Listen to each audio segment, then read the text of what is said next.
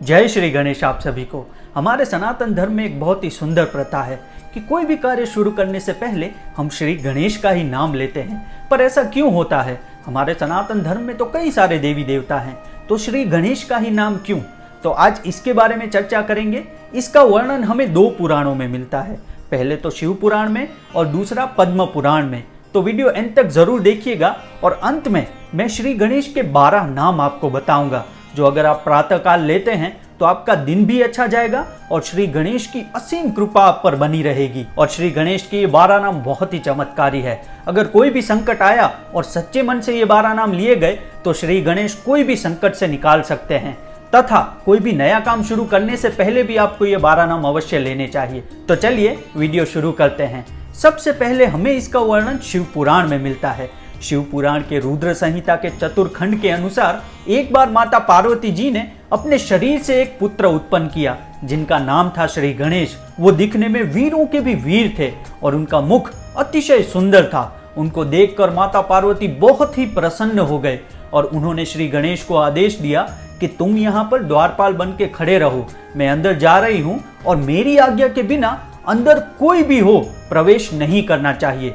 तो ये सुनकर श्री गणेश वहां पर खड़े रह गए।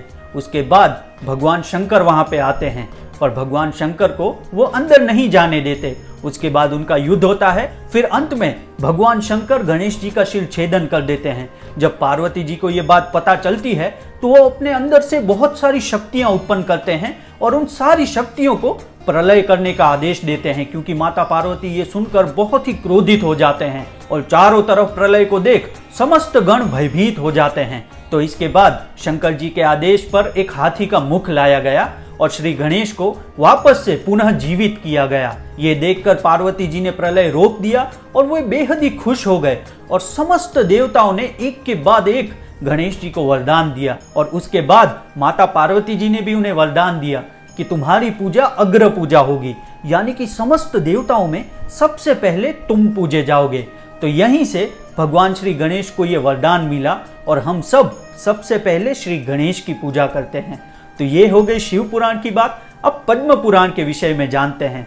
पद्म पुराण के सृष्टि खंड के अनुसार माता पार्वती जी ने दोनों पुत्रों को आदेश दिया था समस्त सृष्टि का चक्कर लगाने के लिए।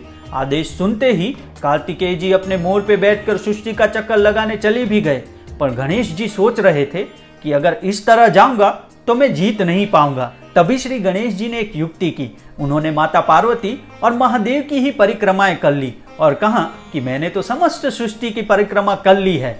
ये देखकर माता पार्वती अतिशय खुश हो गए और उन्हें वरदान दिया कि तुम्हारी बुद्धि बहुत ही श्रेष्ठ है, इसीलिए समस्त देवताओं में सबसे पहले तुम ही पूजे जाओगे। तो इस तरह माता पार्वती जी ने उन्हें अग्र पूजा का वरदान दिया। तो दोस्तों, ये थी शिव पुराण और पद्म पुराण की कथा। अब मैं आपको श्री गणेश के 12 नाम बताने जा रहा हूँ। ये 12 नाम बहुत ही श्रेष्ठ है। अगर सच्चे मन से लिए जाएं तो कोई भी संकट से श्री गणेश आपको निकाल सकते हैं। और कोई भी नया काम शुरू करना हो तभी भी इन 12 नामों को अवश्य लीजिए और प्रातःकाल उठकर भी इन 12 नामों को ले सकते हैं।